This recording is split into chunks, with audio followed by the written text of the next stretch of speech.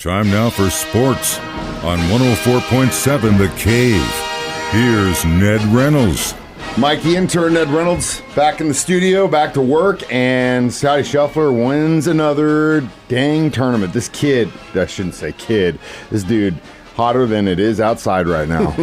Yeah, to say the least. He did win at the Travelers yesterday, won it in overtime, a one-hole overtime with Tom Kim, who had led virtually the entire tournament.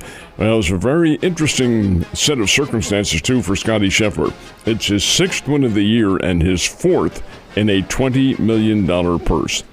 The winner gets $3,600,000. Now, think about it and do the math. He's won four of those. He's up over almost $16 million in those wins alone, not to mention all the other paydays that he's had. This guy is really tearing things up.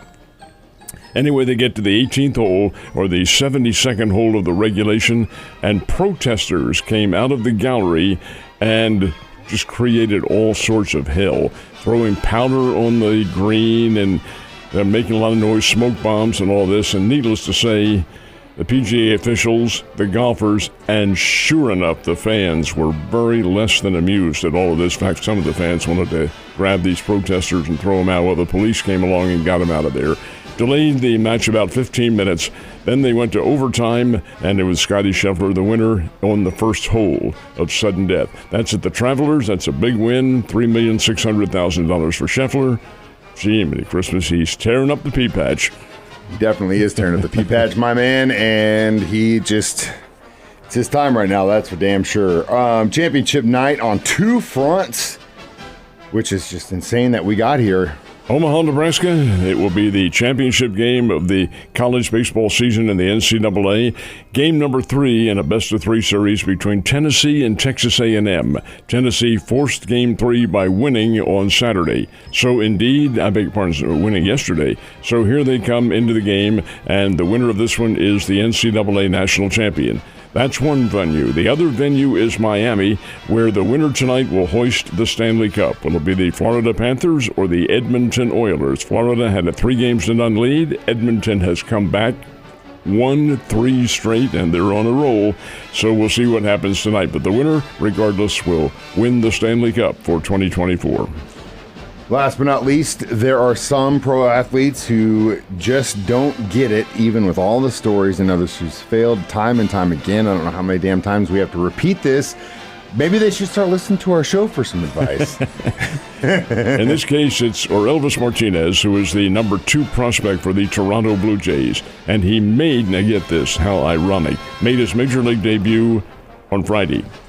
Got 1 hit, game against the Cleveland Guardians.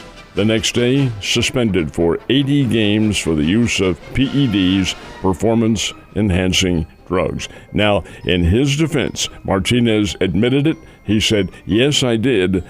It was prescribed, and the drug apparently was prescribed by a physician in the Dominican Republic. It was to help Martinez and his wife perhaps gain more fertility. Well, he didn't tell. Martinez did not tell the Toronto Blue Jays. Had he told them and they'd made adjustments for it, it might have been a different story, but he did not.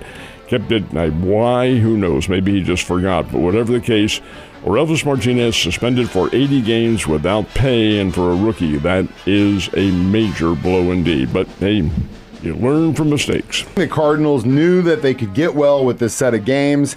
They needed to get a bunch of wins. Did they pull it off? They did against the Giants anyway. Swept the Giants, beat them in Birmingham, Alabama on Thursday night, and then over the weekend in St. Louis took 2 more, including a 5-3 decision yesterday. The Cardinals are playing well. Alec Burleson, who is a former Springfield Cardinal, is really bone on fire. He's living the dream right now. Had a couple of hits yesterday, had a home run on Saturday, and he continues to play very well and provide a lot of offense for the Redbirds. Sonny Gray came within 1 pitch of throwing a no-hitter. Now, it was not 1 out of it because the 7th inning he had a perfect game going, and a kid named Bailey hit a home run into right field, the first hit and only hit off Burleson, and I beg your pardon, off Sonny Gray.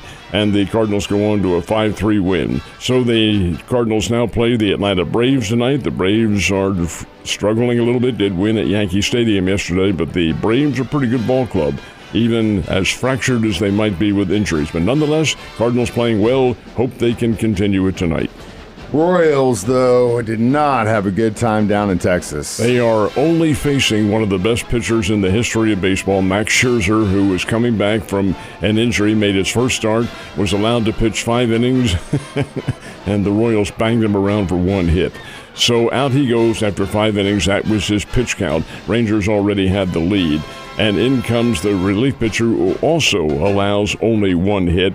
And my goodness sake, that says something. His name is Jose Arena, and he was nothing short of outstanding as well. Texas Rangers are pretty good, folks. They're the reigning World Series champions, and while they're behind now in the division, the Central Division of the Texas Major Leagues, behind by that, the fact is that the Rangers can play well and are starting to rally a little bit. So we'll see what happens. Not all's lost. It is a tough division, but the Royals only 1 game behind the Twins, and the Guardians still in a massive lead. But the big story is the Springfield Cardinals. Springfield Cardinals are the champions of the Northern Division of the Texas League by a half a game, and they did it last night. All the Arkansas Travelers had to do was win a game this weekend. That's all. Beat the Wichita Wind Surge, and they're in.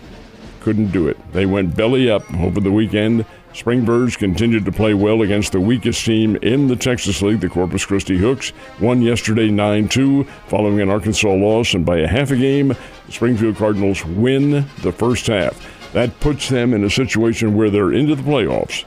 They have already clinched the playoffs, and that'll start, of course, later on in September. The Cardinals will be the first half champions, and more power to them. They have played very well.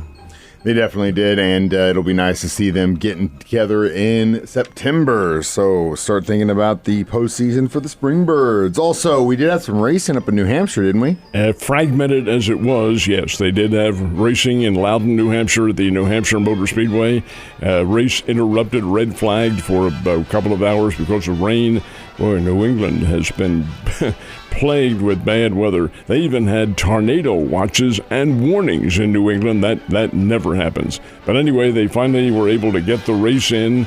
I had to stop it on several occasions, but Christopher Bell gets the checkered flag. He runs home the winner of the USA 350 is what the race was, and Christopher Bell gets the checkered flag. He is the big winner this weekend.